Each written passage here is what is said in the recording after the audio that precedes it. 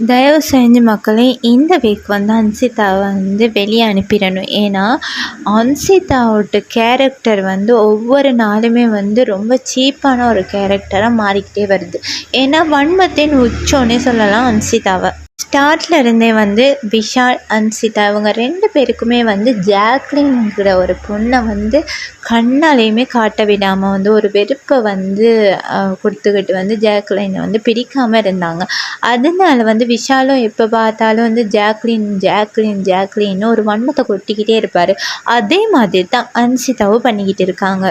அன்சிதாவுக்கு வந்து ஜாக்லின், மஞ்சரி இவங்க 2 பேரையுமே வந்து சுத்தமாக பிடிக்காது. அதனால எந்த ஒரு டாஸ்க்கோ இல்லை ஒரு எது நடந்தாலுமே வந்து அதில் வந்து ஜாக்லின், மஞ்சரியை வந்து கொண்டு வராங்க. அந்த டாஸ்க்லையுமே அவங்க 2 பேரையும் வந்து வச்சு திட்டி ஏசி அடித்து பிடிச்சி இந்த மாதிரி தான் செய்கிறாங்க. பர்சனலாக வந்து அவங்க 2 பேர்த்துக்கிட்டேயுமே வந்து வலுக்கட்டாயமாக சண்டைக்கு போகிறாங்க. இப்போ புதுசாக வந்து சௌந்தர்யாவும் வந்து அன்சிதாவுக்கு சப்போர்ட்டாக வந்து சேர்ந்துருக்காங்க. இதை பற்றின உங்களோட கருத்தை மறக்காமல் கமெண்ட் பண்ணுங்கள், சப்ஸ்கிரைப் பண்ணுங்கள்.